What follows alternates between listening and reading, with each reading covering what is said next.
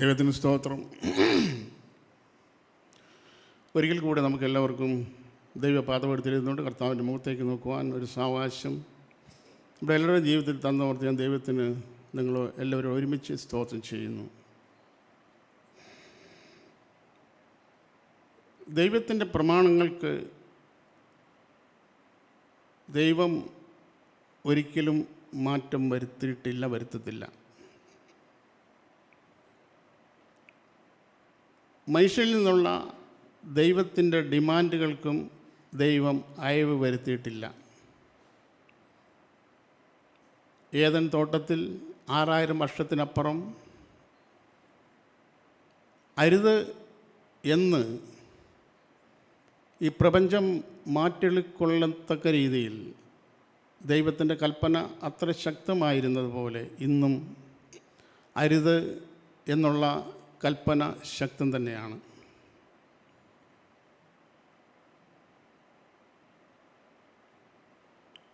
എന്നാൽ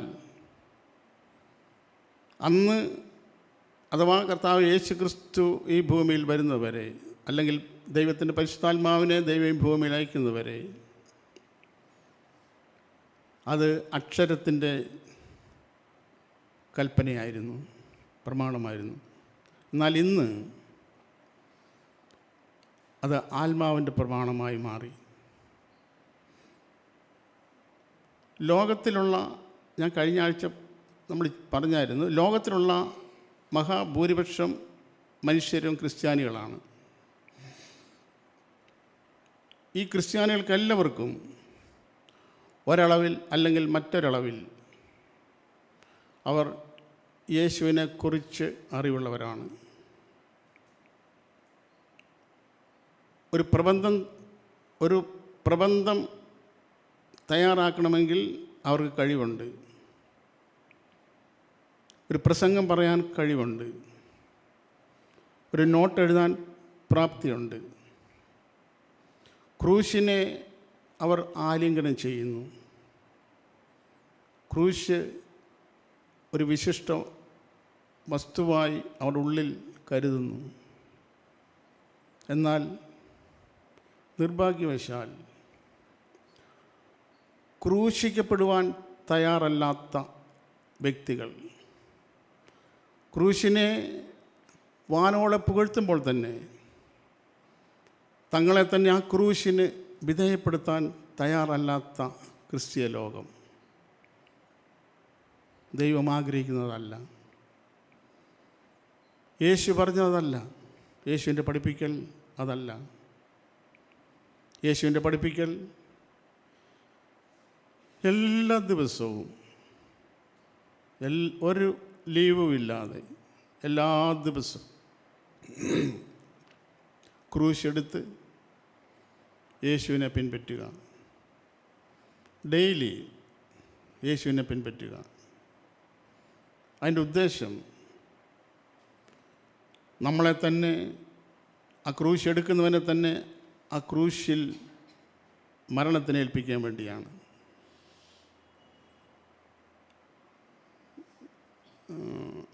ഞാനിവിടെ നമ്മൾ ചിന്തിക്കുന്ന ഒരു വാക്യം നമുക്കെല്ലാവർക്കും ഒരു പക്ഷേ 100 കണക്കിന് സമയം നമ്മൾ ആവർത്തിച്ച് കേട്ടിട്ടുള്ള വാക്യമാണ് എന്ന് ഞാൻ ധരിക്കുന്നത്. നമുക്കെല്ലാവർക്കും കാണാതെ അറിയാം. ഞാനിങ്ങനെ ഒരു കാര്യം ചിന്തിക്കാം. വളരെ ശക്തമായ, വളരെ ക്രിട്ടിക്കലായ ഒരു രോഗം ബാധിച്ച് ഞാൻ അങ്ങനെ ബാധിച്ചിട്ടുണ്ട്. നമ്മൾ അങ്ങനെ ആയിരുന്നു ഞാനങ്ങനെ ആയിട്ടുണ്ട്. ആ രോഗം അല്പം ഭേദമായി എന്നെ വീട്ടിലേക്ക് പറഞ്ഞു വിട്ടു. നിങ്ങളിൽ ആർക്കെങ്കിലുമൊക്കെ ഒരു പക്ഷേ അങ്ങനത്തെ അനുഭവം ഉണ്ടായിരിക്കാം. എന്നാൽ വീട്ടിലേക്ക് പറഞ്ഞു വിട്ടതിന് ശേഷവും ഒരു 15 ദിവസമോ അല്ല ഒരു മാസമൊക്കെ കൂടുമ്പോൾ ഒരു റിവ്യൂ ചെക്കപ്പ് നമ്മൾ പോകാറുണ്ട്. രോഗമൊന്നും പ്രകടമായിട്ട് കാര്യമായിട്ടൊന്നുമില്ല, മരുന്ന് കഴിക്കുന്നുണ്ട്. എന്നാലും ഡോക്ടറുടെ എന്നെക്കുറിച്ചുള്ള, രോഗിയെക്കുറിച്ചുള്ള ഒരു ഒപ്പീനിയൻ സമ്പാദിക്കുന്നത് നല്ലതാണ് എന്നുള്ളത് കൊണ്ട് ഒരു ചെക്കപ്പ് നടത്തുക പതിവുണ്ട്. അങ്ങനെ ഒരു ചെക്കപ്പ് നടത്താൻ ദൈവത്തിൻ്റെ ഈ വചനം ഇന്ന് പകൽക്കാലം നമ്മളെ സഹായിക്കുന്നുവെങ്കിൽ നമ്മുടെ ക്രിസ്തീയ ജീവിതത്തിന് അല്പം കൂടെ ഓട്ടത്തെ ത്വരിതപ്പെടുത്താൻ, സ്പീഡാക്കാൻ അത് കഴിയുമെന്ന് ഞാൻ ആശിക്കുന്നു. ഇത് തന്നെയുമല്ല, ഞാനിപ്പോൾ ഒരു 66 കിലോ മറ്റേ തൂക്കമുണ്ടെന്ന് ഓർമ്മ. നിങ്ങളൊക്കെ അങ്ങനെ വെയിറ്റ് ഉണ്ട്. പക്ഷെ എൻ്റെ ഈ വെയിറ്റ്, എൻ്റെ ഈ ശരീരം ഏത് നേരത്തെ ഭക്ഷണം കഴിച്ചിട്ടാണ് ഇങ്ങനെ ആയെന്ന് കൃത്യമായിട്ട് പറയാൻ എനിക്ക് അറിഞ്ഞുകൂടാ. നിങ്ങളും അങ്ങനെ തന്നെയാണ്.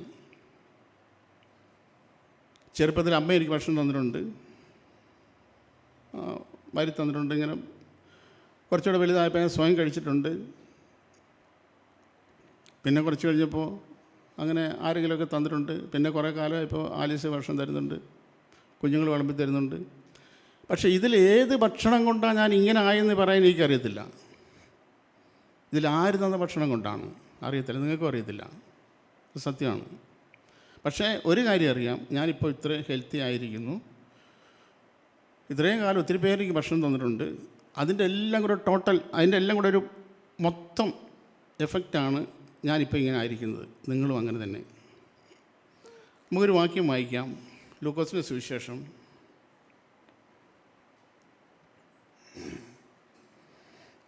അതിൻ്റെ 13-ാം അധ്യായം 23-24 വാക്യങ്ങൾ.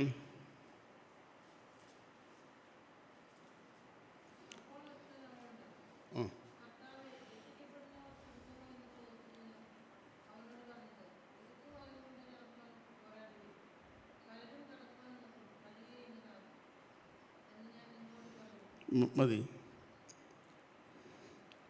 യേശുക്രിസ്തു ഇങ്ങനെ സുവിശേഷം പറഞ്ഞ് നടക്കുക. യെരുശലേമിലോട്ട് പോവാം സാവകാശത്തിൽ. യേശുക്രിസ്തു സുവിശേഷം പറയാൻ ഒരു കാരണമുണ്ടായി. കാരണം യേശുക്രിസ്തുവിന് വേണ്ടി വഴിയൊരുക്കാൻ ദൈവത്താൽ അയക്കപ്പെട്ട യോഹന്നാൻ തടവിലായി. നമ്മൾ വായിക്കുന്നത് അന്ന് മുതൽ, എന്നുവെച്ചാൽ യോഹന്നാൻ തടവിലായ അന്ന് മുതൽ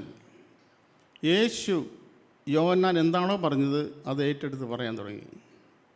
യോഹന്നാൻ പറഞ്ഞത്,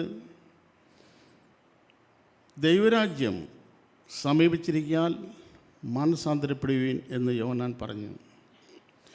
യേശുവിലേക്കുള്ള വഴിയൊരുക്കലായിരുന്നത്. അതിൻ്റെ അർത്ഥം, യേശുവിലേക്ക് ഒരുവൻ എത്തണമെങ്കിൽ അതിനൊരു വഴിയുണ്ട്. ആ വഴി റിപ്പൻറ്റൻസ് ആണ്, മാനസാന്തരമാണ്, അനുതാപമാണ്. അനുതാപം എന്ന് പറഞ്ഞാൽ ഇന്നലെ വരെ അല്ലെങ്കിൽ ഇന്ന് വരെ ഞാൻ ചെയ്തു കൂട്ടിയ പാപങ്ങൾ എന്നെ അസ്വസ്ഥമാക്കുന്നു എന്ന് മാത്രം അല്ല. ഇന്ന് വരെ എൻ്റെ ജീവിതത്തിൽ ഞാൻ ചെയ്ത പാപങ്ങൾ എന്നെ വല്ലാതെ കുത്തുന്നുണ്ട്, വേദനിപ്പിക്കുന്നുണ്ട്. എന്നാൽ മാനസാന്തരം എന്ന് പറയുന്നത് അതിൻ്റെ ഒരു പ്രതിവിധി മാത്രമല്ല. നേരെ മറിച്ച് പാപത്തോടുള്ള എൻ്റെ സമീപനം, ദൈവം പാപത്തെ എങ്ങനെ നോക്കിക്കാണുന്നു അതുപോലെ തന്നെ പാപത്തെ നോക്കിക്കാണാനുള്ള ഒരു താല്പര്യം എൻ്റെ ഉള്ളിലുണ്ടാകും. മാനസാന്തരപ്പെട്ടവൻ്റെ ഉള്ളിൽ അതുണ്ടാകും.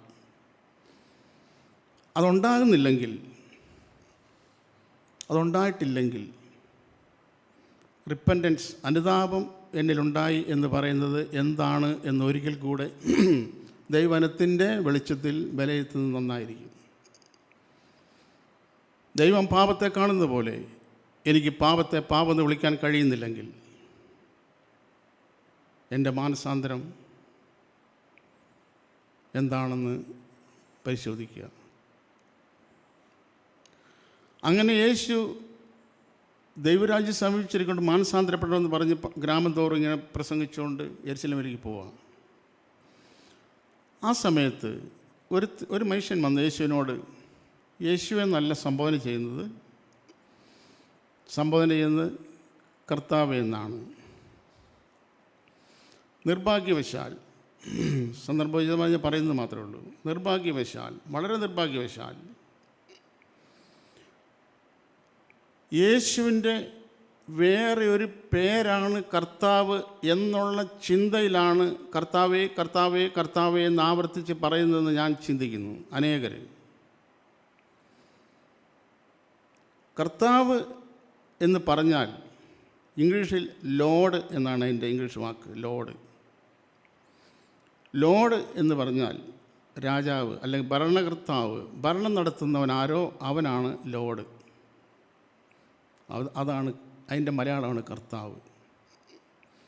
എന്നിൽ കർത്തൃത്വം നടത്തുന്നത് ഞാൻ തന്നെ ആയിരിക്കുകയും യേശുവിനെ കർത്താവെന്ന് ഞാൻ വിളിക്കുകയും ചെയ്യുമ്പോൾ, ദൈവത്തിൻ്റെ മനസ്സിൽ ഇങ്ങനൊരു വാക്യമുണ്ട്, ദൈവത്തെ പരിഹസിച്ചുകൂടാ. എൻ്റെ കർത്തൃത്വം ഞാൻ തന്നെ ഏറ്റെടുത്ത് നടത്തുകയും യേശുവിനെ കർത്താവെന്ന് വിളിക്കുകയും ചെയ്താൽ ബാക്കി നിങ്ങൾ പൂരിപ്പിച്ചോളുക. അപ്പോൾ ആ ഒരു മനുഷ്യൻ വന്ന് യേശുവിനോട് പറയുകയാണ്, കർത്താവേ, ഒരു ന്യായമായ ചോദ്യമാണ് ചോദിക്കുന്നത്. രക്ഷിക്കപ്പെടുന്നവർ ചുരുക്കമാണോ? ഒരു പക്ഷേ അവൻ്റെ ബോധം അവനിങ്ങനെ ചിന്തിച്ച് കാണും, യോഹന്നാൻ എത്ര കാലമായി പറയുന്നു മാനസാന്തരപ്പെടുമെന്ന് പറഞ്ഞ്, എത്ര പേര് മാനസാന്തരപ്പെട്ടു? കാര്യമായിട്ടൊന്നും മാനസാന്തരപ്പെട്ടില്ലല്ലോ. പിന്നെ യേശു ഇങ്ങനെ പറഞ്ഞുകൊണ്ട് നടക്കുന്നു, കാര്യമായിട്ട് ആരെയും കാണുന്നില്ലല്ലോ. ആ ഒരു കണക്കൂട്ടിൽ വെച്ചായിരിക്കും ഇവൻ ചോദിച്ചു. ഞാൻ എൻ്റെ വ്യക്തിപരമായ ചിന്തയാണ്, ഞാൻ അങ്ങനെ ധരിക്കുന്നു. യേശുവിനോട് ചോദിക്കുന്നു, യേശുവിനോട് അത് ആരും കാണുന്നുമില്ലല്ലോ. യേശുവിനോട് ചോദിക്കും, രക്ഷിക്കപ്പെടുന്നവർ ചുരുക്കമാണോ? യേശുവിൻ്റെ മറുപടി ചുരുക്കമാണെന്നും ചുരുക്കമല്ലെന്നും യേശു മറുപടി പറഞ്ഞില്ല. പലപ്പോഴും എൻ്റെ പ്രിയപ്പെട്ടവരെ, നമ്മളുടെ മുമ്പിൽ അഭിമുഖീകരിക്കുന്ന പ്രശ്നങ്ങൾക്ക് രണ്ട് ആൻസറേ നമുക്ക് കാണാൻ കഴിയുന്നുള്ളൂ. ഞാൻ പറഞ്ഞ് മനസ്സിലായെന്ന് വിചാരിക്കുന്നു. ഒന്നുകിൽ യെസ് അല്ലെങ്കിൽ നോ, ഒന്നുകിൽ അങ്ങനെ അല്ലെങ്കിൽ ഇങ്ങനെ. എന്നാൽ ഞാൻ വർഷങ്ങൾക്ക് മുമ്പ് ഞാൻ കണ്ടെത്തിയ, ഞാൻ എന്നെ തന്നെ ആശ്വസിപ്പിച്ച ഒരു മഹാസത്യം നിങ്ങളോട് പറയാം. യേശുവിന് മൂന്നാമത് ഒരു ഉത്തരവുണ്ട്. ഞാൻ പറഞ്ഞ് ഗ്രഹിക്കാൻ നിങ്ങൾ മനസ്സിലാക്കിയെന്ന് വിചാരിക്കുന്നു. നമ്മുടെ മുമ്പിൽ എതിർപ്പെടുന്ന പ്രശ്നങ്ങൾക്ക് നമുക്ക് രണ്ട് ഉത്തരമേ ഉള്ളൂ, രണ്ട് ചോയ്സേ ഉള്ളൂ, രണ്ട് വഴികളേ ഉള്ളൂ, മൂന്നാമതൊരു വഴിയില്ല. എന്നാൽ യേശുവിൻ്റെ അടുക്കൽ സംഭവം ഇതാണ്. ഒരു കോയിൻ കൊണ്ടുവന്നു യേശുവിൻ്റെ അടുത്ത്, ഒരു നാണയം കൊണ്ടുവന്നു. യേശുവിനെ കൊടുക്കാൻ വേണ്ടി ചോദിക്കുകയാണ്, കൈസർക്ക് കരം കൊടുക്കുന്ന വിഹിതമാണോ? ഒരു കൂട്ടർ പറയുന്നു കൈസർ കരം കൊടുക്കരുതെന്ന് പറയുന്നു, യഹൂദ്യർ. വേറെ കൂട്ടർ പറയുന്നു കൊടുക്കണമെന്ന് പറയുന്നു. രണ്ട് കൂട്ടരും കൂടെ ഒരുമിച്ചായപ്പോൾ യേശുവിൻ്റെ മുമ്പിൽ ഇരിക്കുന്നത്. യേശുവിന് നമ്മളാണ് എന്ത് പറയും? നമ്മളാണെങ്കിൽ പറയും ഒന്നുകിൽ കൊടുക്കണം അല്ലെ കൊടുക്കരുത്. നമ്മൾക്ക് ഈ രണ്ടുത്തരമേ ഉള്ളൂ. നമ്മളെ അഭിമുഖീകരിക്കുന്ന ചെറുതും വലുതുമായ ഏത് പ്രശ്നങ്ങൾക്കും നമ്മൾക്ക് രണ്ട് ഉത്തരമേ ഉള്ളൂ. എന്നാൽ യേശുവിൻ്റെ മുമ്പിൽ ആ വിഷയം കൊടുത്താൽ മൂന്നാമത്തെ ഒരു ഉത്തരം യേശുവിനുണ്ട്. യേശുവിന് മൂന്നാമതൊരു ഉത്തരവുണ്ട്. യേശു പറഞ്ഞു, ഇത് വിഹിതമാണെന്നും വിഹിതമല്ലെന്നും പറഞ്ഞില്ല. യേശു പറഞ്ഞു, നാണയം കാണിക്കാൻ പറഞ്ഞു. എന്നിട്ട് പറഞ്ഞു, കൈസർക്കുള്ളത് കൈസർക്കും ദൈവത്തിനുള്ളത് ദൈവത്തിനും കൊടുക്കുക എന്ന് പറഞ്ഞ പോലെ യേശുവിൻ്റെ അടുക്കൽ ഇവൻ വന്നിട്ട് ചോദിക്കുക, രക്ഷിക്കപ്പെട്ട ചുരുക്കമാണോ?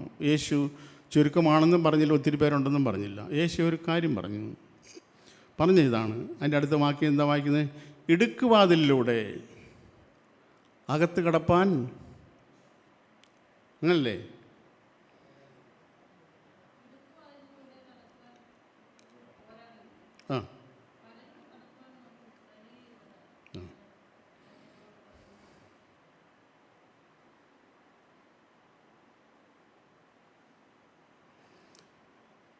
ഇടുക്കുവാതിലൂടെ അകത്ത് കടപ്പാൻ നോക്കുവീൻ. എന്നിട്ട് എന്താ പറഞ്ഞേ? എല്ലാവർക്കും കടക്കാമെന്നാണോ പറഞ്ഞ്? അല്ല, വളരെ പേര് കടക്കാൻ നോക്കും. പക്ഷേ എന്ത് സംഭവിക്കും? ഭയങ്കര പ്രയാസമാണ്. അത്ര പ്രയാസമാണോ യേശുവിൻ്റെ രക്ഷണ പ്രവൃത്തിയിലേക്ക് ഒരുത്തിന് കടക്കാൻ? ഒരു പ്രയാസമില്ലല്ലോ. ഒരു ഫോം പൂരിപ്പിച്ച് ഞാൻ യേശുവിനെ രക്ഷകനായി സ്വീകരിക്കുന്നത് ഫോം പൂരിപ്പിച്ച് കൊടുക്കുമോ? അല്ലെങ്കിൽ എവിടെയെങ്കിലും ഒരു കൺവെൻഷന് പോയിരുന്ന ഏതെങ്കിലും മൂലയ്ക്ക് ഒരു കസേര മുകളിലിരുന്ന് കൈ പൊക്കുകയൊക്കെ ചെയ്താൽ പോരെ? യേശു അങ്ങനെ അല്ല പറഞ്ഞു പ്രിയമുള്ളവർ. യേശു പറഞ്ഞത് ഇടുക്കുവാതിലൂടെ അകത്ത് കടക്കുക. എന്നിട്ട് യേശു പറഞ്ഞു, 2 വാതിലിനെ യേശു പരിചയപ്പെടുത്തി ലോകത്തിന്. അതിലൊന്നാമത്തതാണ് ഇടുക്കുവാതിൽ. കാരണം ഇവൻ ചോദിച്ച രക്ഷയെക്കുറിച്ചാണ്. രക്ഷിക്കപ്പെടാൻ എന്ത് ചെയ്യണം? രക്ഷിക്കപ്പെടാൻ ചുരുക്കമാണോ? എങ്ങനെ രക്ഷിക്കപ്പെടുന്നത്? ഇങ്ങനെയൊക്കെ ആ ചോദ്യത്തിൽ ആ ഒരു ചോദ്യത്തിൽ ഈ ചോദ്യങ്ങളെല്ലാം അന്തർലീനമാണ്. രക്ഷിക്കപ്പെടാൻ ചുരുക്കമാണോ? യേശു പറഞ്ഞു, ഇടുക്കുവാതിലൂടെ അകത്ത് കിടപ്പാൻ പോരാടുവീൻ. അതിന് സ്ട്രഗിൾ ചെയ്യണം. അകത്ത് കിടക്കണമെങ്കിൽ ഒരു സ്ട്രഗിളിങ് ആവശ്യമാണ്. ഒരു വളരെ ഈസി ഒന്നുമല്ല, വളരെ എളുപ്പമൊന്നുമല്ല. അതെന്താ അങ്ങനെ? ഇടുക്കുവാതിൽ എന്ന് പറയുമ്പോൾ തന്നെ അതിൻ്റെ അർത്ഥം തന്നെ ഏകദേശം അന്തർലീനമാണ്. ഇടുക്കുവാതിൽ എന്ന് പറഞ്ഞാൽ ഭയങ്കര ഭയങ്കര ടൈറ്റാണ്, ഭയങ്കര ഞെരുക്കമുള്ള, കിടക്കാൻ വലിയ പ്രയാസമാണ്. ഇടുക്കുവാതിലൂടെ എങ്ങനെ അകത്ത് കിടക്കാൻ പറ്റും? ഇടുക്കുവാതിലൂടെ അകത്ത് കിടക്കണമെങ്കിൽ പാപത്താൽ സഹികെട്ട, ആരും സഹായിക്കാനില്ലാത്ത, പാപം അസഹനീയമായി തീരുകയും ഈ ചുമട് വല്ലാത്ത ചുമടായി തോന്നുകയും ഒരു ഉടഞ്ഞ പാത്രം പോലെ തകർന്ന ഹൃദയവുമായി സഹായിപ്പാൻ ആരുമില്ല. ഇംഗ്ലീഷ് വാക്കി പറഞ്ഞാൽ ഹെൽപ്ലെസ്. തലയിൽ വലിയ ഭാരമുണ്ട് പാപത്തിൻ്റെ. ആ പാപം കൊണ്ട് ഹൃദയം തകർന്നിരിക്കുന്നു. സഹായിക്കാൻ ആരുമില്ല. ഇങ്ങനെ ഒരുവനായിത്തീർന്നാൽ അവന് വേണ്ടി തുറന്നതാണ് ക്രിസ്തു എന്ന ഇടുക്കുവാതിൽ. അവന് വേണ്ടി മാത്രം. ഞാൻ പറഞ്ഞതിന് താല്പര്യം, പാപം അസഹനീയമായി ആർക്ക് തോന്നുന്നു? അതിൻ്റെ ഭാരം സഹിക്ക വയ്യാതായി ആർക്ക് അനുഭവപ്പെടുന്നുണ്ടോ? ആ പാപഭാരം കൊണ്ട് തകർന്നൊരു ഹൃദയം ആർക്കുണ്ടോ? എന്നെ സഹായിപ്പാൻ ആരുമില്ലെന്ന് ആർക്കെങ്കിലും തോന്നുന്നുണ്ടെങ്കിൽ യേശു വിളിക്കുന്നു, ഞാൻ നിന്നെ സഹായിക്കാം. അധ്വാനിക്കുന്നവരും ഭാരം ചുമക്കുന്നവരും ആയുള്ളവരെ എല്ലാവരും എൻ്റെ അടുക്കൽ വരുവീൻ, ഞാൻ നിങ്ങളെ ആശ്വസിപ്പിക്കാം. ഈ പാപഭാരം, ഈ ഹൃദയത്തിൻ്റെ നൊമ്പരം സഹായിക്കാൻ ആരുമില്ല. അവർക്ക് വേണ്ടി ദൈവത്താൽ തുറക്കപ്പെട്ട വാതിലാണ് ഇടുക്കുവാതിൽ. ആ വാതിൽ കൂടെ യേശു പറഞ്ഞ ആ വാതിൽ കൂടെ കടക്ക്. എന്നിട്ട് പറയുന്നു നമ്മൾ മത്തായി സുവിശേഷം വായിക്കുന്നു, ആ വാതിൽ ലീഡ് ചെയ്യുന്നത്, ആ വാതിൽ നമ്മളെ നയിക്കുന്നത്, ആ വാതിൽ നമ്മളെ മുന്നോട്ട് എത്തിക്കുന്നത് ഒരു ജീവനിലേക്കാണ്.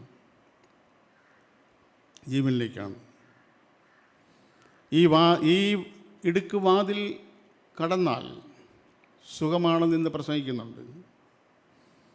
വാതിലിടുക്കമുള്ളത് അങ്ങോട്ട് കടന്നു കഴിഞ്ഞാൽ പിന്നെ ഭയങ്കര ലാവിഷമില്ല. അത് പ്രിയമുള്ളവർ, വ്യാജമാണ്. ഒരു സർപ്പമായിട്ട് ഒരു പഴവും കാണിച്ചിട്ട് ആദാമിൻ്റെ മുമ്പിൽ വന്ന പിശാച് ഇന്നും വേഷം മാറി മറ്റൊരു പഴവുമായി, മറ്റൊരു മോഹിപ്പിക്കുന്ന വസ്തുവുമായിട്ട്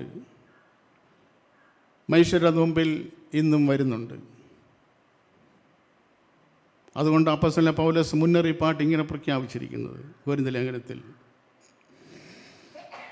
ഞാൻ ക്രിസ്തു എന്ന ഏകപുരുഷൻ നിങ്ങളെ നിർമ്മല കന്യകയായി വിവാഹ നിശ്ചയം ചെയ്യുവാൻ ഏൽപ്പിച്ചിരിക്കുന്നു. എന്നാൽ സർപ്പം ഉപായത്താൽ ഹവ്വായെ ചതിച്ചതുപോലെ നിങ്ങളുടെ മനസ്സ് ക്രിസ്തുവിനോട് ഏകാഗ്രത നിർമ്മലത വിട്ട് വഷളായി പോകുമോ എന്ന് ഞാൻ ഭയപ്പെടുന്നു. ഭയപ്പെടണ്ട എന്ന് പിന്നെയും ആവർത്തിച്ച് പ്രഖ്യാപിച്ച അപ്പോസ്തലൻ പൗലോസ് പറയുക. ഞാൻ ഭയപ്പെടുന്നു. പ്രിയമുള്ളവർ, എന്താണ് പൗലോസ് നിൻ്റെ ഭയം? എൻ്റെ ഭയം മറ്റൊന്നുമല്ല. ഹവ്വായെ ചതിച്ച പിശാച് ഇന്നും ഈ ലോകത്തിലുണ്ട്. അത് മറ്റൊരു വേഷം കെട്ടി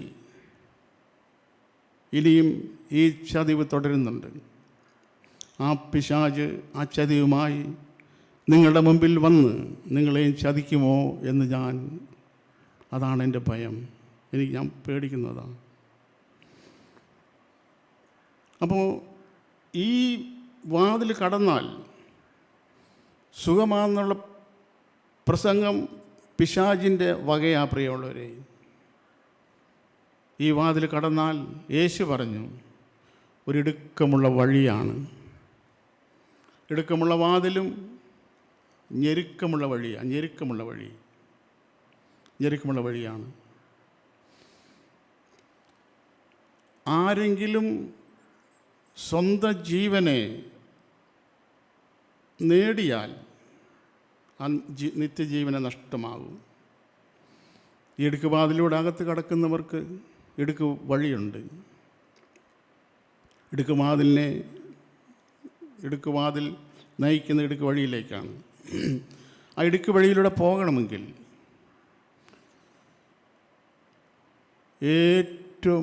ഏറ്റവും ചെറുതായാലേ പറ്റുള്ളൂ.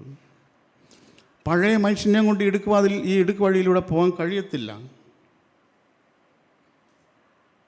അതൊരു പുതിയ മനുഷ്യന് മാത്രമേ കഴിയൂ. ആത്മാവിനാൽ ജനിക്കപ്പെട്ട ഒരു പുതിയ മനുഷ്യന് മാത്രമേ ആ ഇടുക്കമുള്ള വഴിയിലൂടെ, ആ ഞെരുക്കമുള്ള വഴിയിലൂടെ പോകാൻ കഴിയത്തുള്ളൂ. പഴയ മനുഷ്യനെയും കൊണ്ട് അതിൽ ഒരിക്കലും ആർക്കും പോകാൻ കഴിയത്തില്ല. കാരണം വഴി വളരെ ഞെരുക്കമുള്ളതാണ്. ഞെരുക്കമുള്ള വഴി എന്ന് പറഞ്ഞാൽ എന്താണ്? അല്ല, യേശു പറഞ്ഞല്ലോ, സ്വന്തം ജീവനെ കളയുന്നവൻ നിത്യജീവനായിട്ട് അതിനെ കണ്ടെത്തും. സ്വന്തം ജീവനെ കളയുക എന്ന് പറഞ്ഞാൽ എന്താണ്? സ്വന്തം ജീവനെ കളയുക എന്ന് പറഞ്ഞാൽ സ്വന്തം അഭിലാഷങ്ങൾ വേണ്ടെന്ന് വെക്കുക, സ്വന്തം ഇഷ്ടങ്ങൾ വേണ്ടെന്ന് വെക്കുക, സ്വന്തം താല്പര്യങ്ങൾ വേണ്ടെന്ന് വെക്കുക, സ്വന്തം മോഹങ്ങൾ, സ്വന്തം കാഴ്ചപ്പാടുകൾ എല്ലാം ഈ ലോകത്തിൽ നിന്ന് നമുക്ക് ഈ ലോകം വെച്ച് നീട്ടുന്ന എല്ലാം അതൊന്നും വേണ്ടെന്ന് വെക്കുക. അതെല്ലാം വേണ്ടെന്ന് വെച്ചിട്ട് ദൈവത്തിൻ്റെ ഇഷ്ടമെന്തോ അത് മാത്രം എൻ്റെ ഇഷ്ടമായി തീരുന്നതിനെയാണ് ഞെരുക്കമുള്ള വഴി എന്ന് പറയുന്നത്. ആ വഴിയിൽ റിജക്ഷൻ, തള്ളപ്പെടലുകളുണ്ട്. പ്രിയമുള്ളവരെ, നമ്മൾ ആ ഞെരുക്കമുള്ള വഴിയിലാണോ പോകുന്നത്? നമ്മളെല്ലാവരും അവകാശപ്പെടും അങ്ങനെ തന്നെയാണ്. ഒരു ടെസ്റ്റ് ഞാൻ പറയാം, ഞാൻ പറയുന്നതല്ല. അപ്പോസ്തലൻ യോഹന്നാൻ തൻ്റെ ലേഖനത്തിൽ ഇങ്ങനെ എഴുതി: പ്രിയമുള്ളവരെ, ലോകം നിങ്ങളെ പകയ്ക്കുന്നുവെങ്കിൽ അതിൽ ആശ്ചര്യപ്പെടരുത്. എന്താ അപ്പോസ്തലൻ യോഹന്നാൻ പാസ്റ്ററെ ഞങ്ങൾക്ക് അതിൽ ആശ്ചര്യം വരാതിരിക്കണമെന്ന് പറയുന്നതിൻ്റെ കാരണം എന്താണ്? യോഹന്നാൻ അടുത്ത വാചകത്തിൽ ഇങ്ങനെ എഴുതിയിരിക്കുന്നു: നാം മരണം വിട്ട് ജീവനിൽ കടന്നിരിക്കുന്നുവെന്ന് അതിനാൽ അറിയാം. പ്രിയ സഹോദരന്മാരെ, നിങ്ങളോട് തന്നെ, ഞാൻ എന്നോട് തന്നെ, നമ്മളോട് ചോദിക്കുക, യേശുക്രിസ്തുവിന്റെ നാമനിമിത്തം ഈ ലോകം നമ്മളെ അവസാനമായി പകച്ച ദിവസം നിങ്ങൾക്ക് ഓർമ്മയുണ്ടോ? അല്ല. ഒരിക്കലും നിങ്ങളെ ഈ ലോകം യേശുക്രിസ്തുവിൻ്റെ നാമത്തിൽ യേശുക്രിസ്തുവിൻ്റെ മാർഗത്തിൽ പോകാൻ മനസ്സ് വെച്ചുകൊണ്ട് ഈ ലോകം നിങ്ങളെ ഇതുവരെയും പകച്ചിട്ടില്ലെങ്കിൽ നിങ്ങൾ ലോകത്തിൻ്റെ ശത്രുവായി തീർന്നിട്ടില്ല. ലോകം ഇപ്പോഴും നിങ്ങളും ലോകവും വലിയ കൂട്ടുകെട്ടിലാണ്. ഇതാണ് അതിൻ്റെ ടെസ്റ്റ്. ആ ഇടുങ്ങിയ വഴിയിൽ തള്ളപ്പെടലുകളുണ്ട്, ഒറ്റപ്പെടലുകളുണ്ട്, ഏകാന്തതകളുണ്ട്, നഷ്ടപ്പെടലുകളുണ്ട്, വേണ്ടെന്ന വെക്കലുകളുണ്ട്. ഇതെല്ലാം ഈ ഞെരുക്കമുള്ള വഴിയിൽ ഉള്ളതാണ്. അതുകൊണ്ടാണ് വഴി ഞെരുക്കമുള്ളതായി തീരുന്നത്. ആ വിശാലമായ വഴിയിൽ ഇതൊന്നുമില്ല. ആ വഴി വിശാലമായതിൻ്റെ കാരണം അതാണ്. അവിടെ തള്ളപ്പെടലുകളില്ല. വലിയ ഗാദറിങ്, വലിയ കൂട്ടങ്ങളാണ് ഉള്ളത്, വലിയ കൂട്ടായ്മകളാണ് ഉള്ളത്. ഇഷ്ടം പോലെ ഫ്രണ്ട്സുണ്ട്, ഇഷ്ടം പോലെ എല്ലാം ഉണ്ട്. ഒന്നും ഒരു ത്യജിക്കലും അവിടെ ഇല്ല. പ്രിയമുള്ളവരെ, വിശാലമായ വഴിയിൽ എന്താണ് ത്യജിക്കലുള്ളത്? ഒന്നുമില്ല. ത്യജിക്കലുകളൊന്നുമില്ല അവിടെ. എന്നാൽ ഈ ഇടുങ്ങിയ വഴിയിൽ ത്യജിക്കലുകൾ മാത്രമേ ഉള്ളൂ. ഇന്നലത്തേതിനേക്കാൾ ഇന്നെനിക്ക് ത്യജിക്കാൻ ദൈവത്തിൻ്റെ ആത്മാവ് എന്നിൽ പ്രേരിപ്പിക്കുന്നു, എന്നിൽ കാണിച്ചു തരുന്നു. അത് വർദ്ധിച്ച് വരുന്നു. അത് വർദ്ധിച്ച് വരുന്തോറും എൻ്റെ ഇടുക്കമുള്ള വഴി എനിക്ക് വളരെ സന്തോഷമായി തീരുന്നു. ഞാനും എൻ്റെ ക്രൂശും മാത്രം ഈ വഴിയിൽ. പക്ഷേ എനിക്ക് സന്തോഷം തരുന്ന ഏറ്റവും പ്രധാനപ്പെട്ട കാര്യം, ഈ വഴിയുടെ അങ്ങേ തലയ്ക്കൽ നിന്നിട്ട് ഒരുവൻ എന്നെ വിളിക്കുന്നുണ്ട്. എന്നെപ്പോലൊരുവൻ ആ വഴിയുടെ അങ്ങേ തലയ്ക്കൽ നിന്നിട്ട് എന്നെ മാടി വിളിക്കുകയാണ്. അത് നമ്മുടെ കർത്താവും ഗുരുവുമായ യേശുവാണ്. യേശു പറയുന്നു, ഞാൻ ഈ വഴിയെ കടന്നുപോയി, ഞാൻ ലോകത്തെ ജയിച്ചു. ഈ ഇടുങ്ങിയ വഴിയിലൂടെയാണ് ഞാൻ യാത്ര ചെയ്തത്. ആ ഇടുങ്ങിയ വഴി എന്ന് പറഞ്ഞാൽ മറ്റൊന്നുമല്ല പ്രിയമുള്ളവർ. ആ ഇടുങ്ങിയ വഴി എന്ന് പറഞ്ഞാൽ യേശു ഇങ്ങനെ പറഞ്ഞല്ലോ, എന്നെ കർത്താവേ കർത്താവേ എന്ന് വിളിക്കുന്ന ഏവനുമല്ല, എൻ്റെ പിതാവിൻ്റെ ഇഷ്ടം ചെയ്യുന്നവനാണ് സ്വർഗരാജ്യത്തിൽ പ്രവേശിക്കുന്നത്. പ്രിയമുള്ളവരെ, വഞ്ചിക്കപ്പെടരുത്. പിതാവിൻ്റെ ഇഷ്ടം ചെയ്താൽ മാത്രം എത്തുന്ന സ്ഥലമാണ് സ്വർഗരാജ്യം. യേശു എനിക്ക് മുമ്പായി, നമുക്ക് മുമ്പായിട്ട് പിതാവിൻ്റെ ഇഷ്ടം പൂർണ്ണമായി നിവർത്തിച്ച് നമുക്ക് മുമ്പായിട്ട് ദൈവരാജ്യത്തിൽ പ്രവേശിച്ചു. എന്നിട്ട് ആ യേശു നമ്മളെ വിളിക്കുന്നു, എന്നെ വിളിക്കുന്നു, നിങ്ങളെ വിളിക്കുന്നു. ഈ ഇടുങ്ങിയ വഴി ഞാൻ ഓടി തികച്ചു. ആ ഇടുങ്ങിയ വഴി പിതാവിൻ്റെ ഇഷ്ടം ചെയ്യുക എന്നുള്ളത് മാത്രമായിരുന്നു.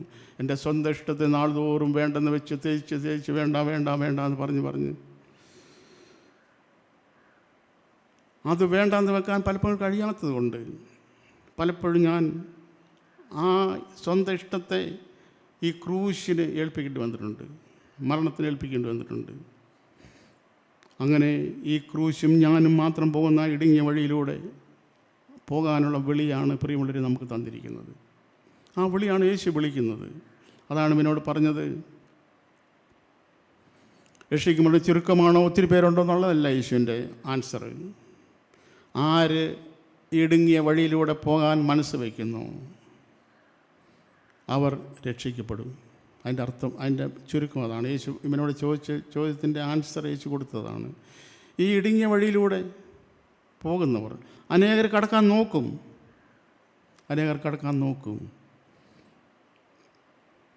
നമ്മൾ ഈ ലോട്ടറി എടുക്കുന്നത് കണ്ടിട്ടുണ്ടല്ലോ, ഞാൻ കണ്ടിട്ടുണ്ട്. അല്ലേ, എന്താ ലോട്ടറി എടുക്കുന്നവർക്ക് ആർക്കെങ്കിലും ഇത് അടിക്കരുത് എന്നുള്ള താല്പര്യത്തിലാണോ ലോട്ടറി ആരെങ്കിലും എടുക്കുന്നത്? ഒരിക്കലും അല്ല. കാരണം വളരെ കഷ്ടപ്പെട്ട് കൂലിപ്പണി ചെയ്തുണ്ടാക്കിയ പൈസ ആണെങ്കിൽ പോലും എത്ര കോടി, 5 കോടി, 50 കോടി, 10 കോടി, അങ്ങനെയൊക്കെ കോടികൾ കിട്ടുമല്ലോ എന്നുള്ളൊരു, ഒന്ന് നോക്കാം, അരക്കൈ നോക്കിയേക്കാം എന്നുള്ള താല്പര്യത്തിൽ ലോട്ടറി എടുക്കുന്ന പോലെ എന്ന് പറഞ്ഞ പോലെ അതേ ലാഘവത്തോടെ ഒന്ന് നോക്കിയേക്കാം, മരിച്ചു കഴിഞ്ഞാൽ സ്വർഗത്തിൽ പോകുന്നത് നല്ല കാര്യമല്ലേ, മോശമൊന്നുമല്ലല്ലോ. ശരി, അരക്കൈ നോക്കിയേക്കാം. അതല്ല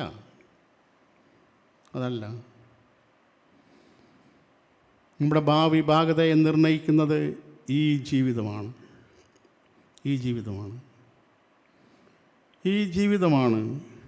ഇതൊരു ട്രെയിനിങ് സെൻ്ററാണ്. നമ്മുടെ ഈ ജീവിതം എന്ന് പറയുന്നത് നമ്മളെ സംബന്ധിച്ച് ഒരു ട്രെയിനിങ് സെൻ്ററാണ്.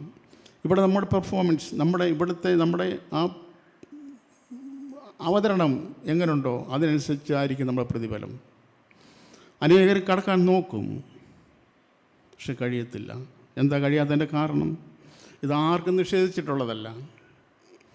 കഴിയാത്തതിൻ്റെ കാരണം എൻ്റെ സ്വന്തം ഇഷ്ടത്തെ വേണ്ടത് വെക്കാൻ എനിക്ക് മനസ്സില്ല.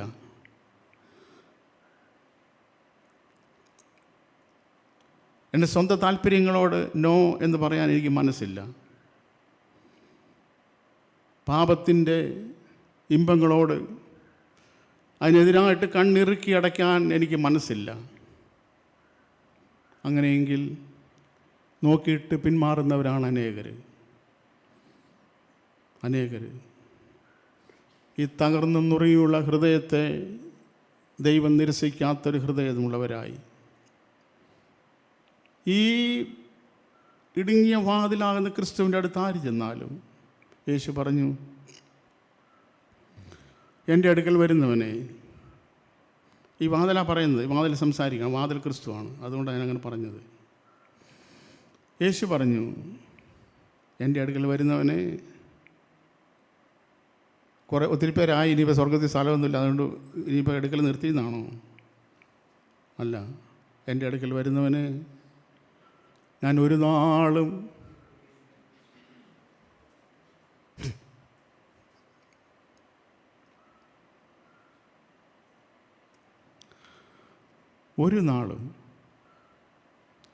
കൈവിടലില്ല, ഉപേക്ഷിക്കുകയുമില്ല.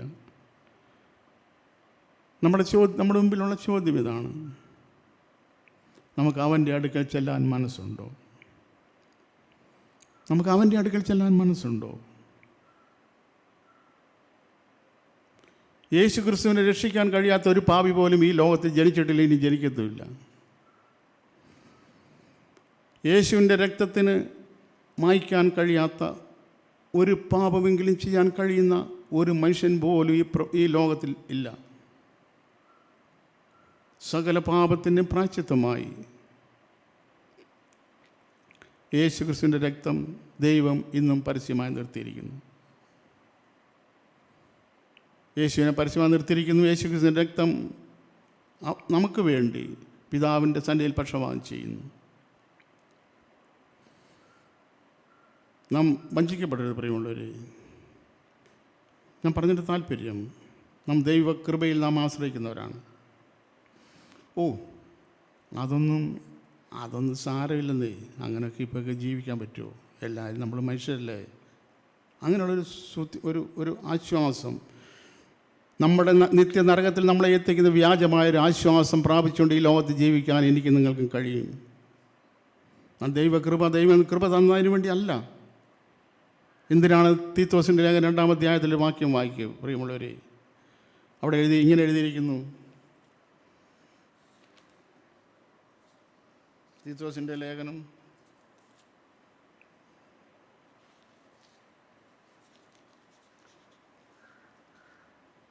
2-ാം അധ്യായത്തിൻ്റെ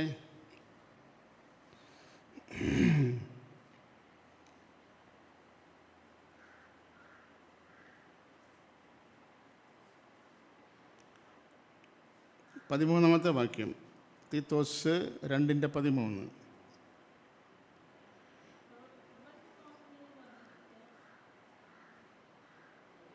അതിൻ്റെ 12-ാമത്തെ വാക്യം പോലൊന്ന് വായിക്കുമോ? ഞാൻ വായിക്കുന്നു: നാം ഭാഗ്യകരമായ പ്രത്യാശയ്ക്കായിട്ടും മഹാദൈവവും നമ്മുടെ രക്ഷിതാവുമായ യേശു ക്രിസ്തുവിൻ്റെ തേജസ്സിൻ്റെ പ്രത്യക്ഷയ്ക്കായിട്ടും കാത്തുകൊണ്ട് ഭക്തികേടും പ്രപഞ്ചമോഹങ്ങളും വർജിച്ചിട്ട് ഈ ലോകത്തിൽ സ്വബോധത്തോടും നീതിയോടും ദൈവഭക്തിയോടും കൂടെ ജീവിച്ച് പോരേണ്ടതിന് അത് നമ്മെ ശിക്ഷിച്ച് വളർത്തുന്നു. ഏതാ? ദൈവകൃപ. അതിലെ കൃപയെക്കുറിച്ചല്ലേ മോളിൽ പറഞ്ഞിരിക്കുന്നത്.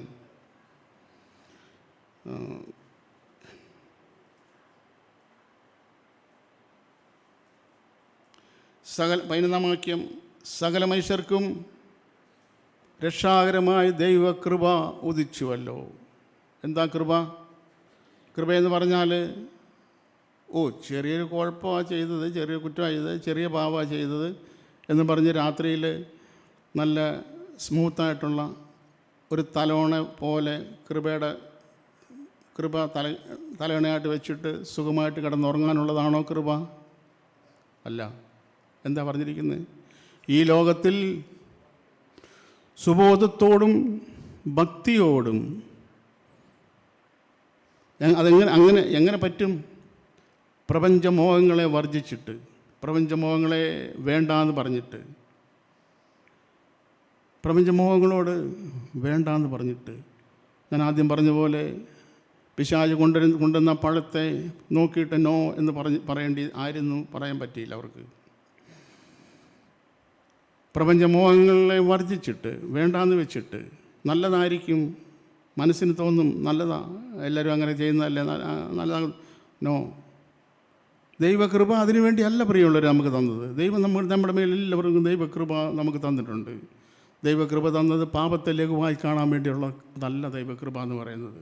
പാപത്തെ പാപമായി തന്നെ കാണാനുള്ളതായി ദൈവകൃപ എന്ന് മാത്രമല്ല, ഈ ലോകത്തിൽ എന്ത് ചെയ്യുന്നത്? കൃപ നമ്മളെ ശാസിച്ച് ശിക്ഷിച്ച് വളർത്തുന്നു, നമ്മളെ ഡിസിപ്ലിൻ ചെയ്യുന്നു. നമ്മളെ ഒരപ്പൻ, എബ്രായത്തിൽ എഴുതിയിരിക്കുന്ന പോലെ അപ്പൻ ശിക്ഷിക്കാത്തതെന്ന് അവിടെ എഴുതിയിരിക്കുന്നത്, മലയാളത്തിൽ ശിക്ഷിക്കാത്തതെന്ന് എഴുതിയിരിക്കുന്നത്, പക്ഷേ ഇംഗ്ലീഷിൽ ഡിസിപ്ലിൻ ചെയ്യാത്തതെന്നാണ്. എന്നുവെച്ചാൽ അപ്പൻ നേർവഴിക്ക് നടത്താത്ത മക്കളെ എവിടെ ഉള്ളൂ എന്നാണ്. ഡിസിപ്ലിൻ ചെയ്യുക. ശിക്ഷ എന്ന് പറഞ്ഞാൽ പാപത്തിന് കൊടുക്കുന്ന പണിഷ്മെൻ്റാണ് ശിക്ഷ. എന്നാൽ അതല്ല കൃപ ചെയ്യുന്നത്, അതല്ല. കൃപ ഇനി ശിക്ഷിക്കുമല്ല, നമ്മളെ എന്ത് ചെയ്യുന്നത്? നമ്മളെ ശാസിക്കും. ദൈവത്തിന് കൃപ നമ്മളെ ഇവിടെ ശിക്ഷിച്ചെന്നാണ് എഴുതിയിരിക്കുന്നത്. നമ്മളെ ഡിസിപ്ലിൻ ചെയ്ത് നമ്മളെ നടത്തുന്നതാണ് ദൈവകൃപ. അതുകൊണ്ട് അപ്പോസ്തലൻ എഴുതിയിരിക്കുന്നത്, ഈ ദൈവകൃപയെ ദുഷ്കാമ പ്രവൃത്തികൾക്ക് ഹേതുവാക്കരുത്. എന്നുവെച്ചാൽ ഈ ലോകത്തിൽ എന്ത് ചെയ്തിട്ടും കൃപയുണ്ടല്ലോ, അങ്ങനത്തെ പഠിപ്പിക്കൽ ഇപ്പോൾ ഉണ്ട് അല്ലേ? എന്നാ ഇതായാലും കുഴപ്പമില്ല, ദൈവകൃപയുണ്ട്. ദൈവകൃപ ഒരുത്തിന് കിട്ടണമെങ്കിൽ എന്ത് ചെയ്യണം? പാപം ചെയ്തുകൊണ്ടിരിക്കണം. അങ്ങനെ ഇപ്പോഴത്തെ പഠിപ്പിക്കൽ. എന്നാൽ ദൈവത്തിൻ്റെ പരിശുദ്ധാത്മാവരെ പഠിത്തിരിക്കുന്നത് കൃപ പെരുകേണ്ടതിന് പാപം ചെയ്തുകൊണ്ടിരിക്കുന്നു ഒരു നാളും വരുത്. ഇപ്പം നേരെ തിരിച്ചു പഠിപ്പിക്കൽ. വ്യാജന്മാർ പിശാചും കൂടെ ഒന്നായി ചേർന്നിട്ട് മനുഷ്യനെ വഞ്ചിക്കാൻ വേണ്ടി പറയുന്നു, പാപം ചെയ്താൽ അതിനനുസൃതമായി ദൈവകൃപ ഉണ്ട്. അത് വ്യാജമാണ് പ്രിയപ്പെട്ടവർ. ദൈവത്തിൻ്റെ കൃപ ദൈവം നമുക്ക് തന്നത് നമ്മൾ ഈ ലോകത്തിൽ സുബോധത്തോടെ ഭക്തിയോടെ പ്രപഞ്ചമോഹങ്ങളെ വർജിച്ചിട്ട് ഈ ലോകത്തിൽ ദൈവാനുരൂപമായി ജീവിക്കേണ്ടതിന് വേണ്ടിയാണ് ദൈവകൃപ നമുക്ക് തന്നത്. ഞാൻ ഇതിനെ പറഞ്ഞതിൻ്റെ താല്പര്യം, ഒരിടുങ്ങിയ വാതിൽ, ഒരു ഞെരുക്കമുള്ള വഴി, ഒരു വിശാലമായ വഴി. ദൈവം ആരെയും നിർബന്ധിക്കുന്നില്ല. രണ്ടിൻ്റെയും എൻഡ് റിസൾട്ട് ദൈവം പറഞ്ഞു. അവസാനം എവിടാണ് എത്തിച്ചേരുന്നത് കർത്താവ് പറഞ്ഞിട്ടുണ്ട്. ഒന്ന് നിത്യജീവങ്കിലേക്ക് എത്തിച്ചേരും, ഒന്ന് നിത്യമരണത്തിലേക്ക് എത്തിച്ചേരും. തിരഞ്ഞെടുപ്പ് നമ്മുടേതാണ്. ഞാൻ ഇത്രയും പറഞ്ഞതിൻ്റെ താല്പര്യം, നമ്മളാരും ഇതൊന്നും മുമ്പ് കേട്ടിട്ടില്ല. ഈ ആകെ വേറെ പണിയൊന്നുമില്ല, നമ്മളെത്ര കേട്ടത് അങ്ങനെ ഞാൻ പറഞ്ഞല്ലോ, ആദ്യമേ ഞാൻ പറഞ്ഞല്ലോ, നമ്മുടെ അസുഖം മാറിയവരാ. പക്ഷേ വല്ലപ്പോഴും ചെക്കപ്പ് ചെയ്യുന്ന ഒരു കാര്യത്തിന് വേണ്ടി എന്ന് പറഞ്ഞ പോലെ, പലപ്പോഴും ഡോക്ടറെ അടുത്ത് പോയി ചെക്കപ്പ് ചെയ്യുന്ന പോലെ ഈ ജീവൻ്റെ ഈ ഞെരുക്കമുള്ള വഴിയിൽ തന്നെ ആണോ എന്ന് നമ്മളെ തന്നെ പരിശോധിക്കാൻ വേണ്ടിയാണ് ഞാനിത് പറഞ്ഞൊരു താല്പര്യം. അല്ലെങ്കിൽ നമുക്ക് ആ ജീവൻ്റെ വഴിയിലേക്ക് മാറി നിൽക്കാൻ ഇനിയും അവസരമുണ്ട്.